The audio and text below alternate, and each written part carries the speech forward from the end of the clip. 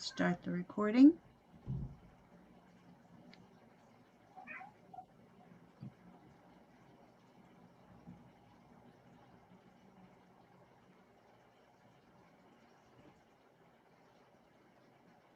I see Dan is on. Hi, Dan.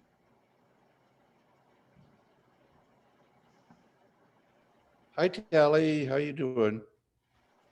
Good. Thanks for joining. We have the entire NCL board on today. Wow, full house. That's great.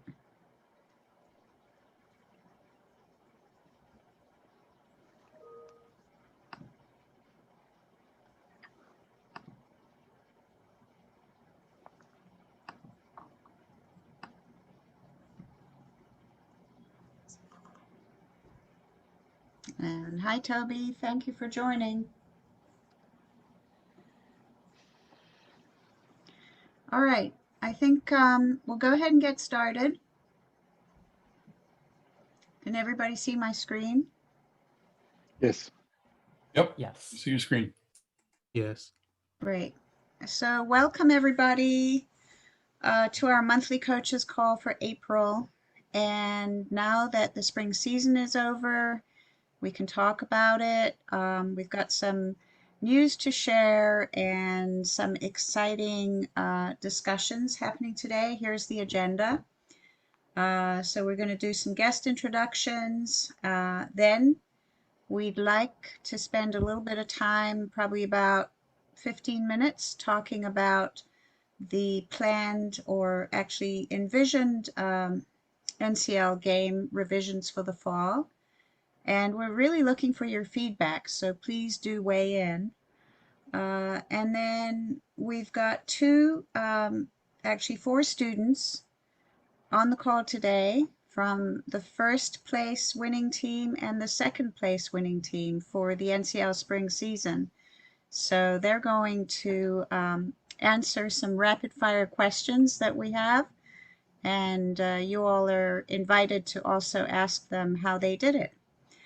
And then finally, we'll do a quick spring season recap and any final Q&As, time permitting. Obviously, there's only an hour. So why don't we go ahead and get started? So first, let me introduce today's guests. We've got Toby Lynn from Cyber Skyline is on. Meredith Casper, Mistress Venom, you may know her, is a player ambassador, and she is on a call with us today. Say hi, Mistress Venom. Good afternoon. It's wonderful to be here.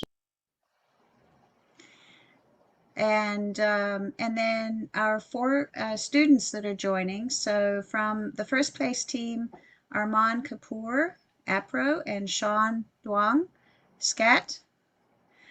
And second place team, Excelsior College, Waylon Levitt and Todd Krebsbach. Welcome everybody. So with that, let's go ahead and get started.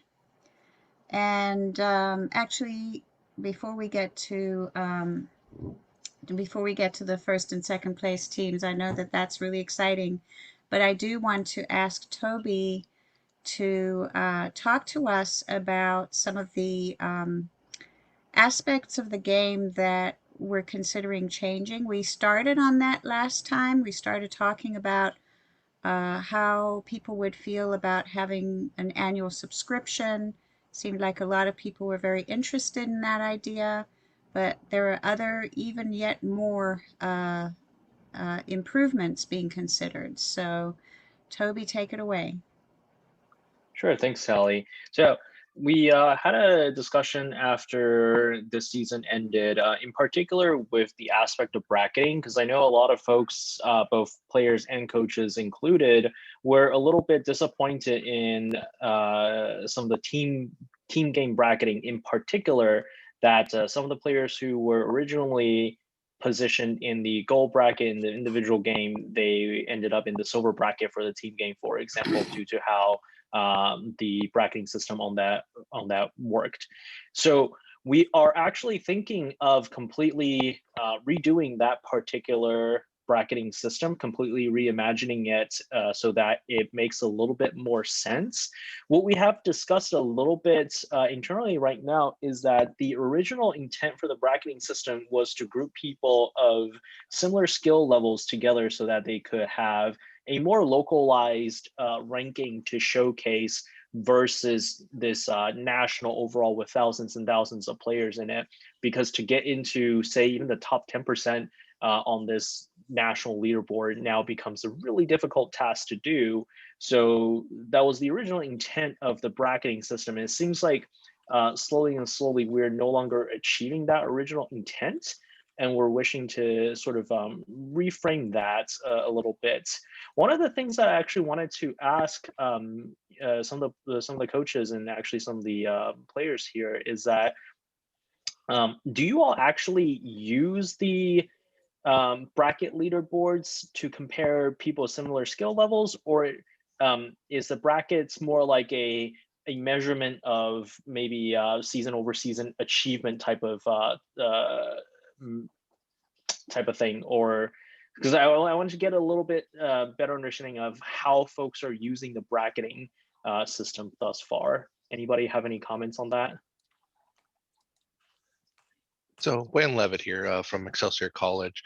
So actually, the primary reason we were able to place this season top 2 is because I used a formula to assign teams to make one of the teams, similar skill sets.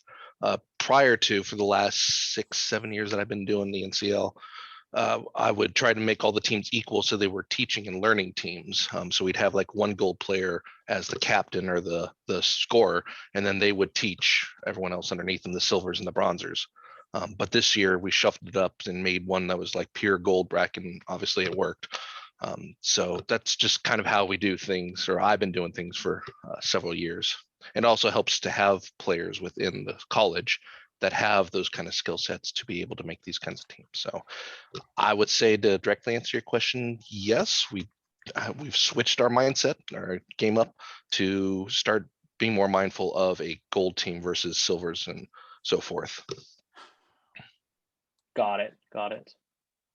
Hi guys, Roberto here from CSU. I thought that the students were supposed to develop their own teams, and so that was the directions given to me. So I just basically have the students rank highest scores from the individual games to lowest scores, and then they kind of determine, okay, these top 6 guys are going to be on team red, the next 6 guys team blue and whatever, and then that almost breaks out into gold, silver.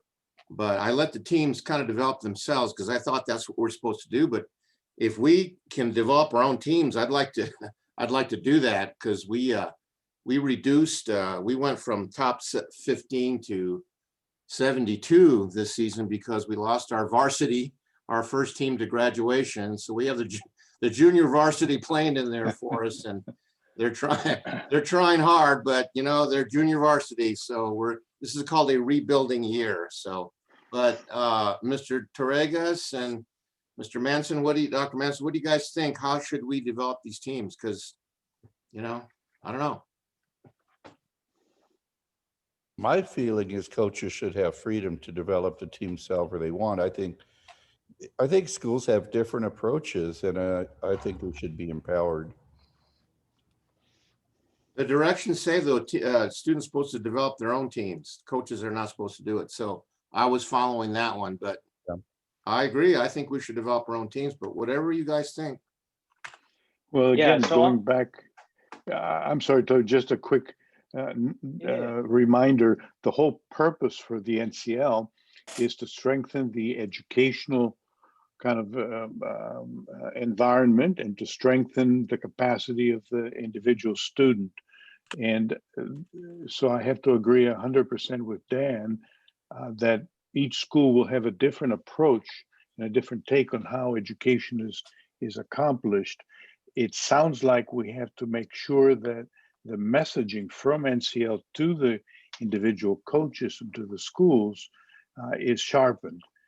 But I would agree that given where we are now And given the fact that we seem to be picking up more and more educators contributing to the shared experience, it sounds like individual schools should be permitted to either randomly select, allow the students to select, or do a very thoughtful job of creating teams that will maximize not only the learning experience, but also perhaps the chances to win. Again, winning is not the only thing. We're sneaking in learning about cybersecurity. The kids, of course, will love to win. So those are my thoughts. Yeah, so yeah, Dr. Roberto, a very good point on that. The current system in terms of the team roster is that the students themselves have to go in and manually form the teams. The coaches can provide guidance on that, if you will, like to say like, this is how we think should be formed. We just don't want a situation for coaches to assign teams and the students have no idea the teams that they've been assigned, which is why we make them manually go in and do it themselves so that they know about the teams that they've been assigned. Okay. That's the only thing. That's good information, Toby. Thank you. Thank you. Very welcome. Yeah, and we'll improve messaging on that. Dr. Torregas made a very good point. We'll need to improve the messaging on that. So thank you. So yeah, based on some of the folks in the chat here, it looks like a lot of folks are saying it's a good way to sort of gauge about where somebody is without necessarily drilling down into like the specific rankings or the specific reporting or points that somebody was scoring at. So that it kind of falls in line with our hypothesis as well.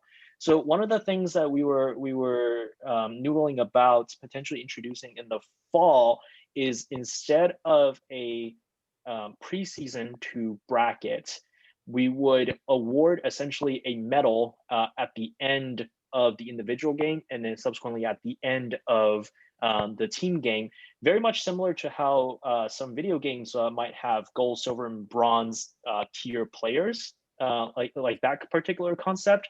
And we will award that at the end instead of before individual or team game starts, so that it can still achieve some level of like, okay, this individual achieved gold status, for example, as a result of the individual game, or this team achieved gold status as a result of the team game, rather than having that be a pre-selection. We'll make it a post event award. Does that make sense to everyone? Anybody have any particularly strong thoughts on that?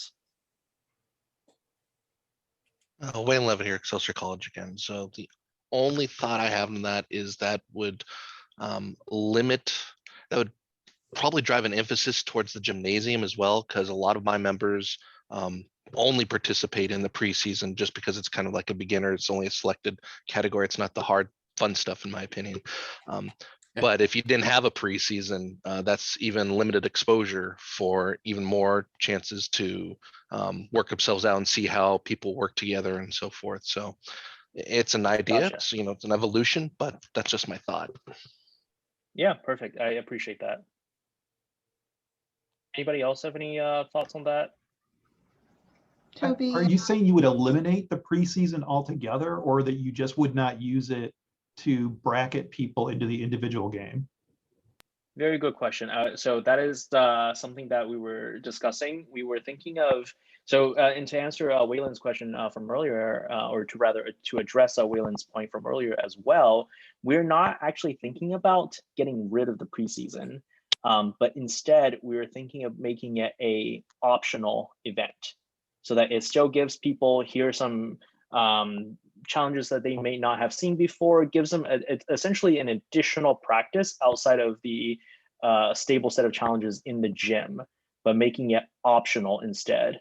Because one of the feedback I think from earlier this season is getting students to do preseason, individual game, and team game, having 3 separate things for them to do throughout the semester can be potentially difficult in terms of hurting people as well. So we thought if we made it optional, it gives people a little bit more flexibility. So we only have 2 required events instead of just 1. So that's kind of, and then, that along with the post-game medal awards, we think that will make it, I guess, it'll make it more fair, quote unquote, to students who feel like they were unfairly assigned into, say, like the silver bracket, for example, for the team game, even though that they were in the gold bracket from earlier on, so that we were basing it solely on their actual performance rather than trying to predict performance instead.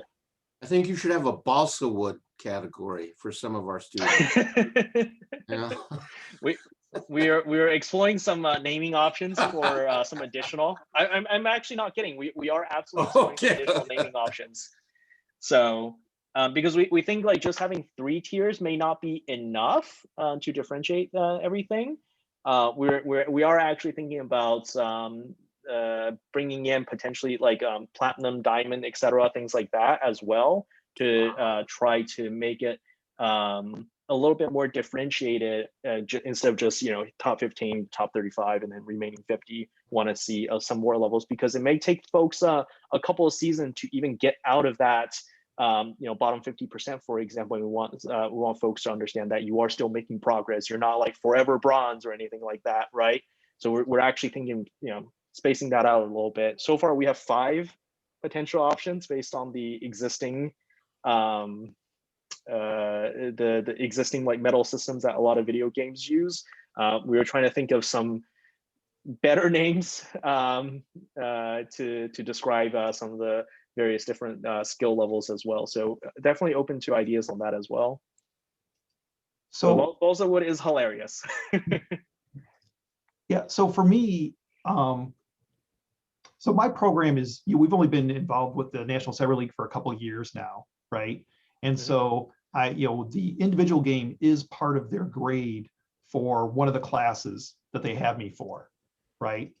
So I use the preseason to prep them for the individual game, right? The preseason is mandatory. The gymnasium, I want them to get in there and play around with stuff and get used to it. And then the preseason is mandatory, so they get bracketed so that they can, then that kind of forces them to try, before they do the individual game. And the individual game is part of their grade. Now, for me, the team game is completely optional. They're not graded on that. And honestly, it would be hard for me to like assign grades based on how they perform on a team in the team game, because there's such a wide variation in skill levels, right? Right. So I like that the preseason is mandatory to kind of drive them to the individual game. But I think if the preseason was not mandatory, then I don't know. I'm not saying it wouldn't work. That would probably still work. I would just have to I would have to make it mandatory on my side that they participate in all the categories, as opposed to like you guys driving it. I would have to make that a requirement. So maybe that would work out all right. Okay. I kind of agree very good with feedback. Keith. I appreciate that. Kind of agree with Keith. My students get a little discouraged if they're in like bronze or pewter, but it's almost an incentive for them to do better. I mean, okay, you didn't do so well in pre-qualifying. I says, yeah, you didn't answer that. Your accuracy rate is 10% or something.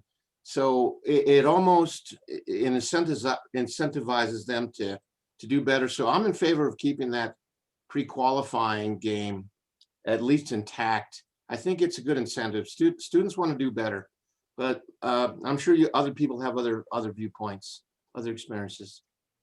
Can I make one point? Oh yes, Stan, go for it. Yes, Stan Piga from Joliet Junior College. I would suggest this: make the preseason required to be bracketed into the regular season or for the individual game, and then for the team play, there should be no brackets. And then after the team play is done, that's when you could bracket them into what they got: gold, silver, bronze afterwards. So basically make the team like a all fresh, all new, clean slate, and take it from there. That'll be one idea, possibly too. I like the preseason game because it gives them the drive to do well, and then try to see what they're up against for the individual game. And then as someone said before, the team play is optional. Some play, some don't play. So that's why that should not be bracketed until after the team play has been completed. So that's my 2 cents. Okay, I appreciate that. Toby, any other changes that you're envisioning? So yeah, so far those are the main things that we're currently in discussion about. So this is very good feedback for us to go back and discuss with the rest of the NCL work on how we can reshape this. And as a preview, we are working on some improvements and updates to the gymnasium itself over this particular summer. We'll be introducing some additional challenges. We will be completely redoing all of the solution guides in its entirety. Lots of improvements on the gymnasium front that are going to be coming out. A lot of the challenges in there, you will continue to see them, so they're not being replaced in its entirety. We are, however, replacing the answer guides for them to include more explanation behind why you're doing something, rather than just here's the command, type in the command, good luck. So, but we're going to discuss what this particular option is doing for the command, for example, and things like that. There is one thing that that we are thinking about doing, is completely removing the answers from the guides. We will explain the steps leading up to it, but we will not have the answers verbatim in there. What we have found out this particular semester is some students like to just go through and copy paste the answers and then submit it and then call it a day and then walk away from it, because we had a couple of tickets that were raised specifically about that, because I think one particular coach had required that their students go through and complete the gym in its entirety. So that's also so they were getting upset that the web challenges, for example, didn't actually have the full answers in there, so they couldn't just copy and paste into there. So we thought that if folks are just going through and copying and pasting things, they're not learning anything, and we're doing everybody a disservice by doing that. So hence why we're thinking about redoing the solution guide, so that they contain more detail in terms of how you would go about solving it, rather than just handing you the answers at the end there. So Roberto, Dr. Roberto, go ahead. Toby, you know what, my students love the answers, because they can kind of back engineer it, like, okay, how did you get this? And they work backwards. Okay. So yeah, there's some students that I have that'll do the whole gym in a day. Like, did you even look at them? But you know, it doesn't count against them. I don't grade the gym, but adding the answers helps the students. Okay, I can't get that answer. How do I do it? And I really think those answers help me a lot, actually. I look at the answers and I back engineer it and I try to figure it out. I would say 80% of my students enjoy the answers. It helps them to solve the problems. And those few students that just type in answers to type in answers, shouldn't be graded on that, because the answers are there. It's like giving an exam with all the answers. How are you going to grade that? So, you know, let's think twice about that. I really like the answers. It helps the students work backwards. And if you have, like I said, one or two students that are just entering the data, then does that hurt anything? Does that have it doesn't impact us at all. It's more so we're thinking, if students are just copying and pasting answers in, they're not taking full advantage of the learning experience in the gym, right? And we're positioning themselves in a situation to just go through and copy paste and then submit and then call it a day. But then that shows up in the individual games. They get their little butts kicked if they don't know how to do that, right? If they don't know how to do those and back engineer those answers, absolutely, they're not going to do well in any of the games. So interesting. Yeah. Can you just make the questions available to the coaches so that it's it's actually a coachable moment, right? So if you're struggling with a challenge and you've got the explanation, but you just can't get over the hurdle, you can go back to your coach who can then explain it. Right. That is also a possibility that we can do as well. Absolutely. And it seems like that quite a few folks are advocating for that particular approach if we're going to remove the answers in its entirety. Okay. Very good feedback. Yeah, we'll definitely take that into consideration. The goal is, when we say removing answers, we don't mean like removing the entire answer guide. We mean we're going to write more details about the steps leading up to the final answer. So we're actually going to include more information in the guides there, just without the verbatim answer in there, so that it just disincentivizes people from just copying pasting answers and then walking away. So that's to clarify, that's the current thinking. If we do go down that route, we can definitely provide a coach's version with the answer key included, for example. So that's something that I think we will need to think a little bit more about, just based on some of the feedback here. So I appreciate everyone's thoughts on that. Tally, I think that's it in terms of some of the updates that we're previewing in the fall. And I got a lot of great answers here based on some of the questions I had. So yeah, I appreciate everybody. Terrific. Thank you to everybody, and thank you, Toby, for giving us a preview of what you're thinking about. We also got some really great comments in the chat, and we're going to go back and review those as well. But please do reach out to us. You can always email info@nationalcyberleague.org if you have any ideas at all, or any comments as you're thinking through all of this, because we want to help, and we're in the mode of development right now. So now's a good time for the summertime. So I want to give a shout out to Toby. Every time I've sent something, no matter how dumb the question, he always responds. It could be 2 o'clock in the morning and I'll get a response from Toby, and it's within minutes, or, you know, so thank you, Toby. You've been wonderful in supporting this whole thing here. So we really appreciate your efficiency and effectiveness, and you rock, man. Thank you so much. I like to second Thank that. you, Dr. As a Roberto. student, Thank he you. always answered my question. So thank you, Toby. Give him a Appreciate it, raise. everybody. I think he merits a I'll 20% talk to- raise. think Dr. that could be Duregas, did you hear arranged. that? I'm going to give him the whole checkbook. Okay. All righty. moving along. Okay, so why don't we move into the next portion of our agenda, which is, and let's get our students to introduce themselves. That's great. We have some discussion questions, and actually, why don't I start out before we talk about the team, but why don't I start out with just asking each one to speak up and say where you are in your studies, what you're studying, and where you hope to end up.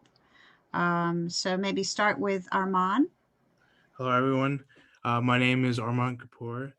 I'm currently a student at UC Merced.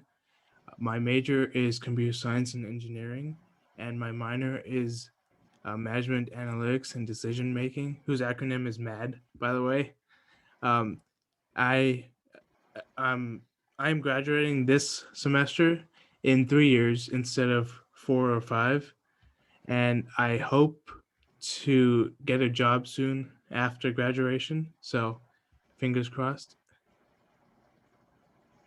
All right, great. Why don't we move on to Sean?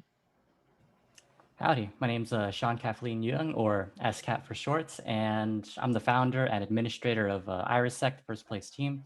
I go to the University of California at Merced, just like Armand there. Computer science and engineering major, second year, hoping to get a job in cybersecurity after graduating college. Currently, my job is in computer network engineering. Great. And then moving on to Waylon. Aloha, everyone. Wayne Levitt here. Go by the handle Phoenix from Excelsior College. I'm kind of what we call the head captain for our team, since we have about 20 to 30 students at any given point. Todd, you'll meet him in a second. He was one of the other captains. But I'm actually just beginning my postgraduate, working on a doctorate PhD towards cybersecurity. Got a bachelor's in computer engineering and a master's in cybersecurity. And finally, Todd. Hey, how you doing? Todd Krebsbach. Got my bachelor's in computer science from University of Tulsa, and finishing up cybersecurity masters at Excelsior. In the military currently, but looking to get into red teaming, pen testing here in about 4 years once drop those retirement papers. So Great. So I've prepared a series of rapid fire questions, but actually what I would love to have is these 4 students talking about their experience, the challenges that they faced, how they approach those challenges, their teams, and that type of thing. So why don't we start out, and just feel free to jump in. And then I'd also love for, as we go along, for the coaches to jump in and ask your questions as well. So talk about your team. Were they first time or repeat players? Was it kind of a range across the board? I wanted to answer this question for personally. This was my first time in the NCL. I recently joined IRISEC, and I've been going to lots of CTF challenges under the team, and I really enjoy the team. But this was my very first time in NCL. Overall, for the team as a whole, it's been our third season doing the NCL. I think you guys, or IRISEC, won first place last time as well. Or Yeah, last fall. Yes. Waylon? Yeah, so for Excelsior, I've been doing this since my beginning of my graduate. So it's been about 6-7 years, since 2014. But of course, in that time, students come and go, and we've been evolving from a 4-person team as like a club to the NCSA, National Cybersecurity Student Association, officially chartering the club and evolving it from such. So for some folks on the winning teams, it was their first, maybe I said on average their third time around in NCL. Todd can probably answer that a little bit better, but across the board, we did have, like I said, 28 students compete this season, of which some are the first timers and some are very well seasoned, 5+ seasons under their belt. Todd? Yeah, just chime in on that. So I think my first season was spring of 2019. So I've had a few of them under my belt. And then I think at most there were 3 people on my team that this was their second season, and they were on my team the last season and stuck with me. And I think everybody else was a first timer. So fairly rookie team, I would say, for the most part. Just some smarts on those guys. So let's jump into the challenges. I mean, I'm not really familiar with the specific challenges, but it would be nice to hear, like, what did you find the hardest, and what was your approach to solving them? I guess I could speak to the password cracking one. I found that to be pretty easy for most of the challenges, except the last one.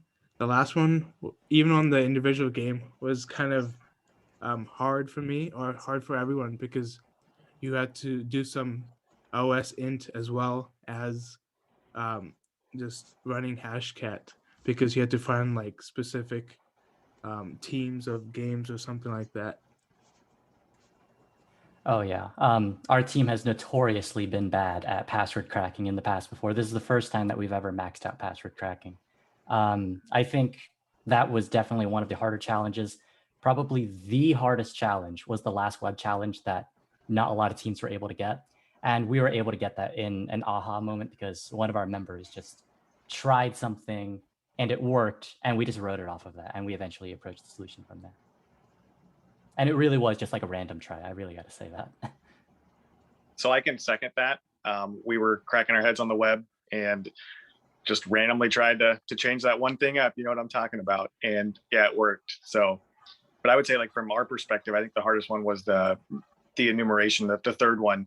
And it again was one of those, like, why didn't we think to run binwalk and see if there were, another file in this? And we stared at the original executable for almost until the last minute. Like, I think if you're looking at the leaderboards, we weren't 100% until like the last 6 hours. And it was that like aha moment where we finally got that. So I would say for us, that was our hardest one.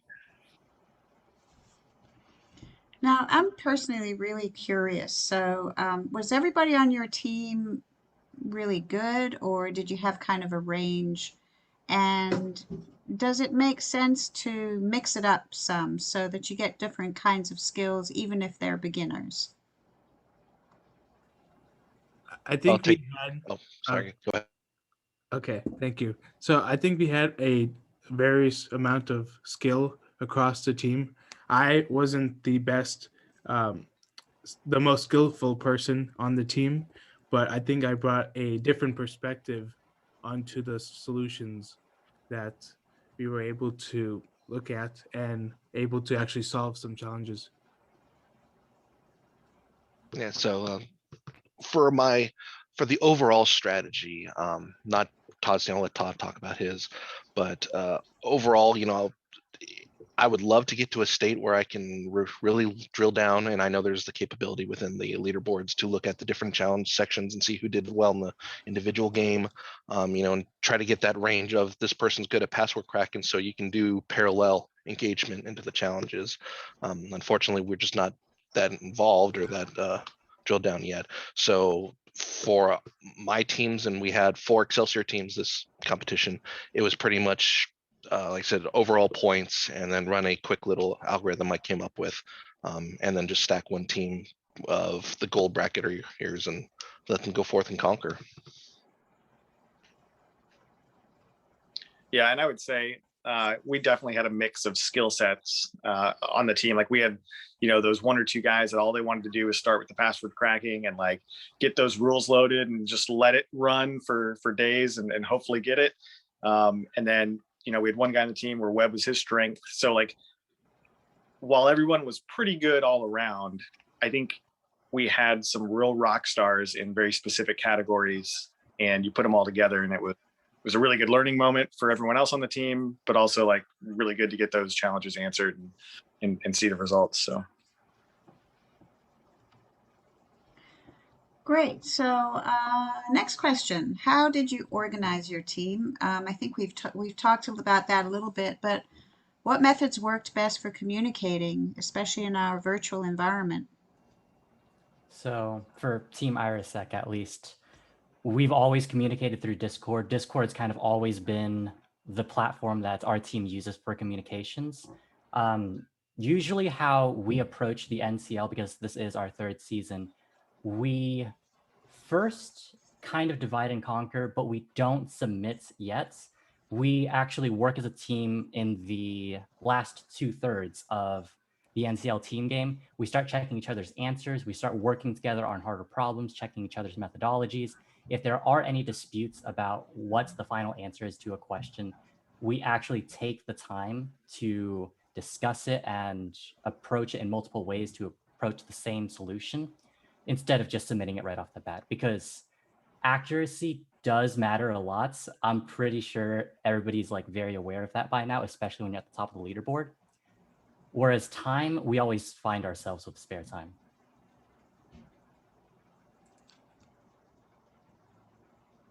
So like, do you use Google Sheets? Do you start recording answers so that everybody can compare what they're thinking, or? Oh yeah, we usually use some type of spreadsheets. I think last season we used Microsoft Excel Online. This season we use Google Sheets, if I remember correctly. And usually when we're talking about a problem, we think out loud. We have private channels for our NCL participants. We type out what we're thinking, our methodology, so that other people can critique the way that we're approaching something. And if there are any possible flaws, then we can point it out to each other. Yeah, for How about Excelsior. Excelsior? Yeah.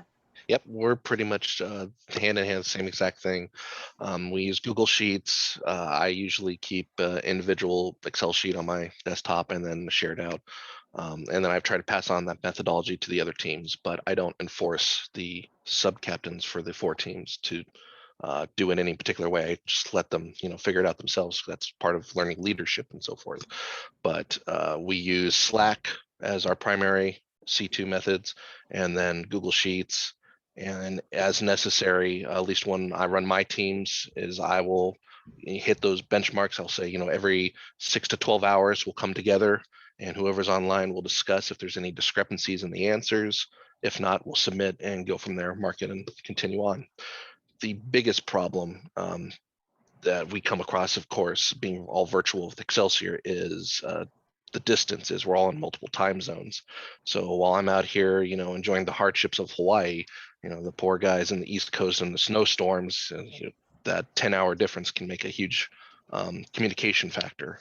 So that's why we really rely on offline, or I should say online, tracking and handling of tools. Well, you didn't say you were in Hawaii. That brings up a whole nother line of questioning. But entertain. Yeah, so not much sleep those days, or?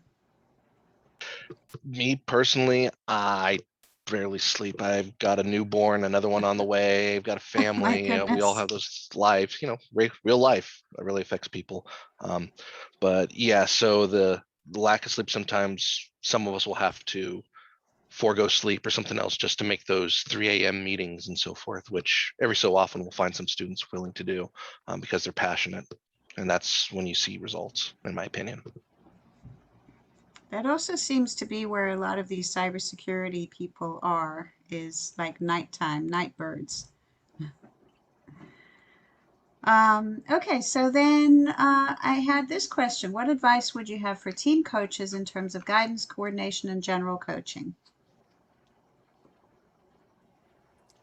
Something that I do want to say to a lot of coaches here, and basically anybody coach that might be watching the recording of this, is encourage your team to actually work like a team. So as the administrator of IRISSEC, I conduct a lot of interviews for prospective members. And one common complaint that they have when leaving their old team is they feel like they're just proxying flags for the team. It's like they're working alone and they just submit flags in the team's name. And at IRISSEC, we kind of have a different philosophy. We actually put our minds together, we bounce ideas off of each other. It's very important that you actually work as a team. And I know that sounds like duh, but it's something that's, believe it or not, is a little bit rare. It's a very interesting point. I like how you guys do applications. Kind of along that line, I know Waylon and I have talked about it. But one of the issues that I think I've seen in previous seasons, and I'm sure was probably an issue like this season, is there are those few people that play, but they don't get on Slack, they don't communicate. They're registered for a team, and they just start treating it like an individual game and submitting answers and killing accuracy. Meanwhile, like, you're trying to get a hold of them and be like, hey, whoa, stop! Like, the team is doing this. So that kind of goes in line with like actually act like a team. But maybe for coaches, like if you are going to have players like that, maybe trying to find a way to identify like who those players are and kind of bring them into the fold early and get everyone up on Slack or that shared communication platform. Other suggestions for our coaches? I agree with Sean. It's a team effort, and I require our team members to say, look, before you submit an answer, talk with each other, make sure you guys are on the same page for 2 reasons. One, you learn from each other, like, oh, don't do this, don't do that. And, and that's very important, because when we were face to face, and now because of COVID, we are doing most of the stuff on Zoom, we could, our teams could like work with each other. I'd sit next to them, oh, click this, click that. No, don't do this, there was a lot of learning. It was really valuable.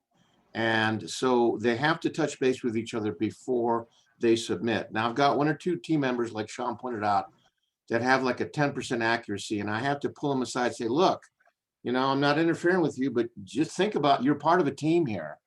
Think about the answers before you submit them. And so, this generation, you guys have to remember, it kind of, they're very gamers. They want to do their own thing, and you got to tweak their heads like this is a team. When they work for any of the intelligence agencies, as you guys well know, you don't work with just cyber guys. You work with finance guys, HR guys, psychologists. You do, adversary profiles. You work with a team of different disciplines, and you better check with those guys before you make some type of back hack or some type of offensive tactic, because you'll get in trouble if you don't discuss with the team. So I try to put them that way. Todd, you probably understand what I'm talking about with red team. You got to talk with, you do a tactic and you don't tell your team member about it and engage the Soviets in the Russians in a wrong thing. You're going to get court-martialed, not fired. But anyway, yeah, you got to have the team talk with each other. Otherwise, that's the whole thing. It's a team game. You got to talk with each other. Smack them upside the head, so there you go.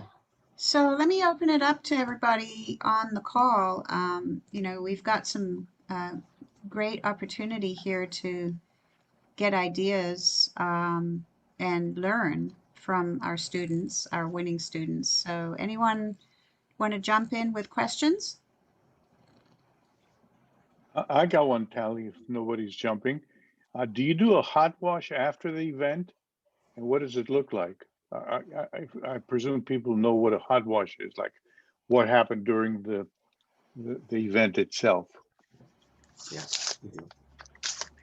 Yeah, for Excelsior, we absolutely, well, I try to. I can't force the students because we're, time zone again is a problem. I usually have multiple hot washes. But I afford the opportunity, and if no one shows up, then, I just send out an email saying, here's some thoughts for next time and go from there. But absolutely, hot washes are very important to improving those players. Dr. Torres, we call it a debriefing, and Terry Johnson from PPCC and PCC and ACC, they all come in and I invite them. How did you guys do on the team? They talk about challenges, and so they share their, it's a good debriefing. It's supposed to go an hour, but it usually goes about 2 hours. And we just talk about what can we do better next time? How come I couldn't solve this? How did you solve it after the fact? And some of us still can't solve some of those. So I think the debriefing is, Dr. Torres, an excellent idea. It's done with red teams, blue teams, and how can we do better? This is the whole thing with learning. You're right, Dr. Manson, Dr. Riggs, we got to teach these kids how to team play and how to learn. These guys are gonna, here I'm on a soapbox again. Get me off the soapbox. Gonna be defending our country in 5-6 years. I don't want to get you off the soapbox, because that's the reason I believe in competitions. I'm going to go off topic for 10 seconds. I encourage all of you to check out US Cyber Games, and consider playing in it. It is not anything that's in conflict with NCL, but it gives you a chance to play it at higher level. And I believe the value of competitions is to have a chance to really defend our country. When I watch the Olympics, I see athletes that instead of trying to kill each other or competing with each other, and the goal of US Cyber Games is to get to that point. So US Cyber Games is a chance to go to the Cyber Olympics, which is what they're trying to do. And I really do believe NCL prepares you for this. Okay, I'm off topic. Any other questions for our students? Dr. Manson, I'm looking at that side too. That's pretty impressive. I didn't know they had an Olympic team for this. Very cool. Yeah. Hey, Tally, I've got one question, getting back to the collaboration piece. John Halley from Sands. Do you assign sort of like the captains or the quarterbacks on the team, or do you let the team sort of let that happen organically? Because I think, collaboration and especially team leadership is a skill as well. Yep, it is. Just curious if it's something organic that you do, or you, and it sounds like, Scat, you've got it down pretty well where you're doing interviewing. That I think would rise to the top as you're doing those interviews. I'm just curious how you guys handle that. So IRSEC is a little bit smaller, so we don't really have the whole multiple teams, different coaches, that kind of thing. We're just all one team, 7 people sign up out of the entire team, and we just knock it out that way. We don't really have one like team, Sean? One team from your school? Okay.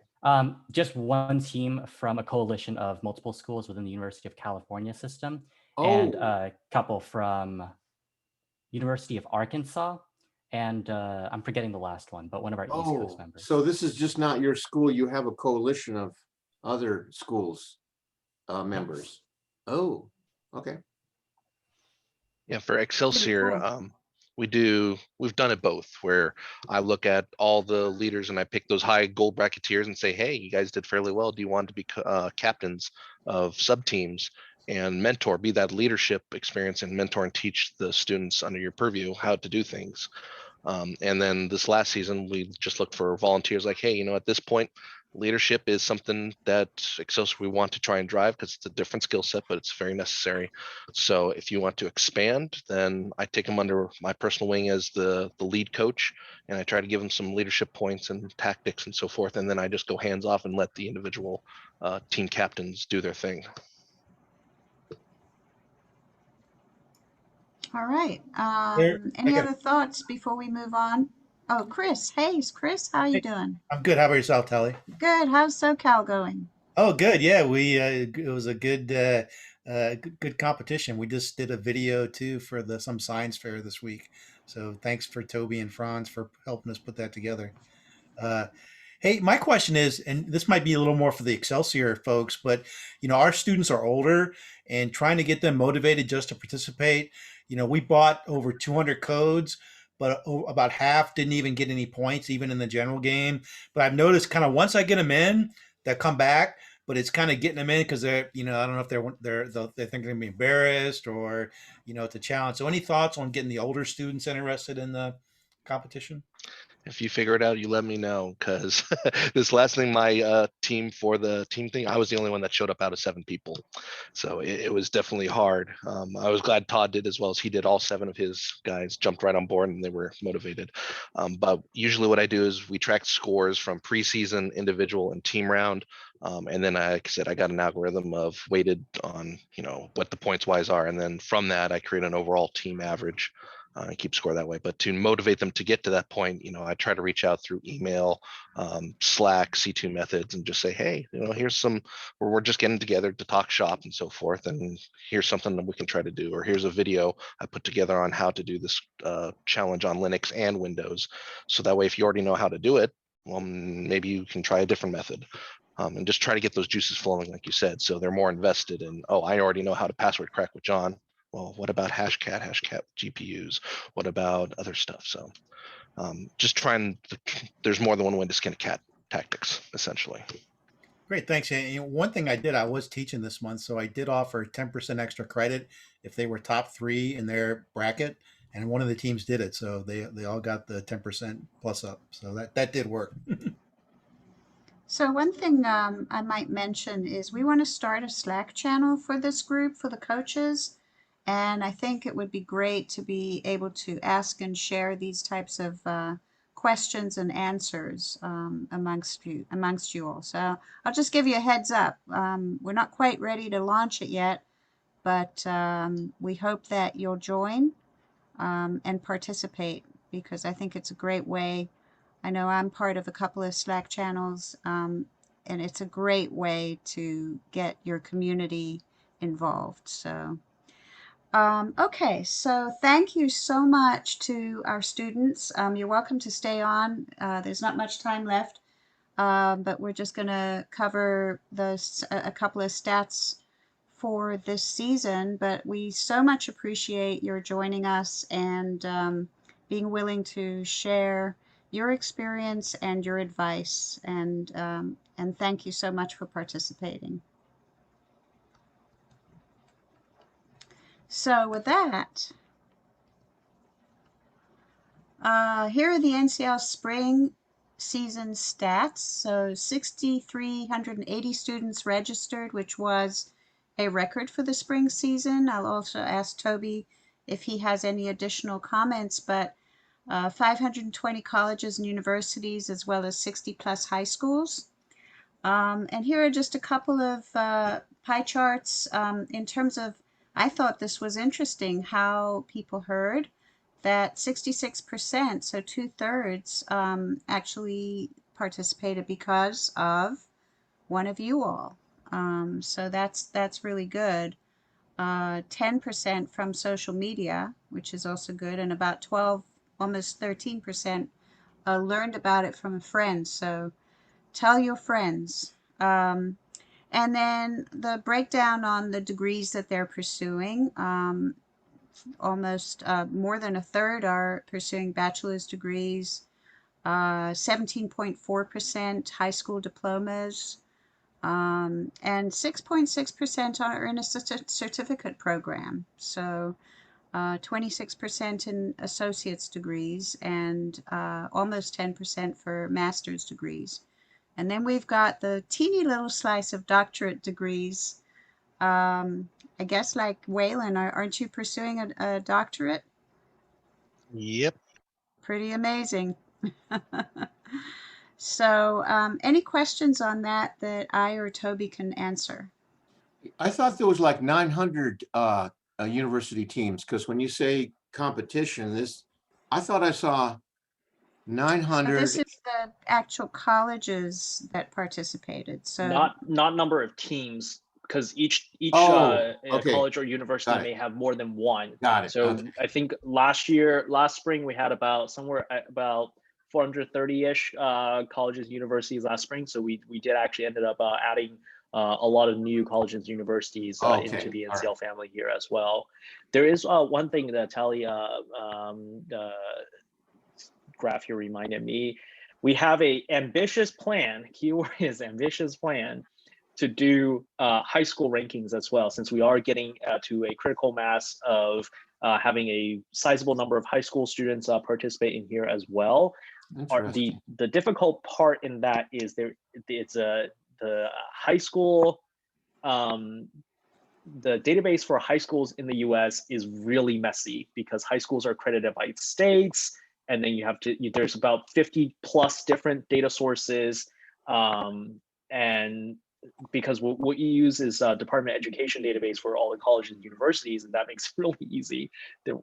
I still have yet to find one that is decent to cover all the high schools as well. But we have an ambitious plan to do that in the fall. Keyword is ambitious.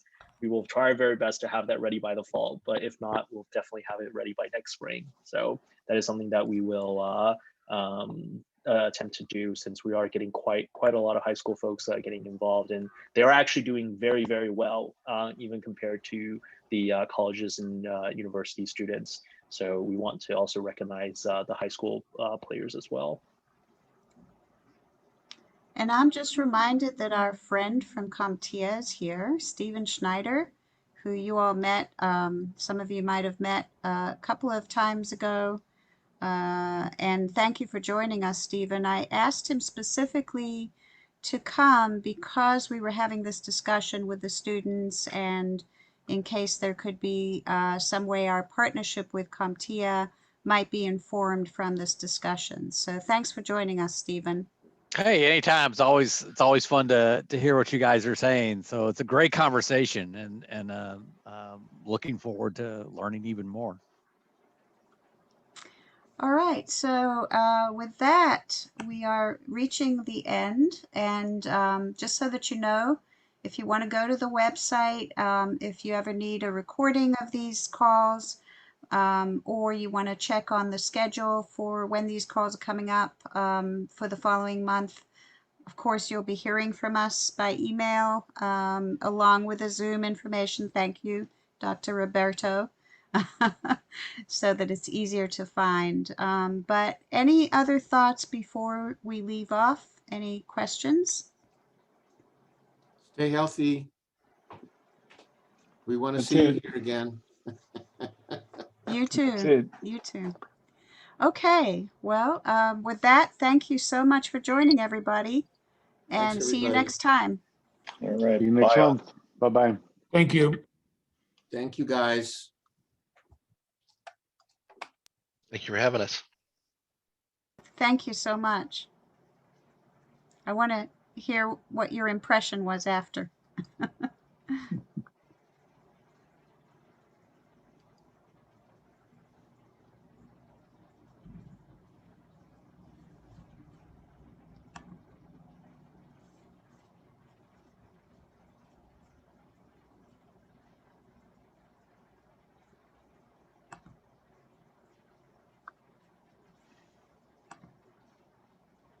I thought it was an excellent call. Yep.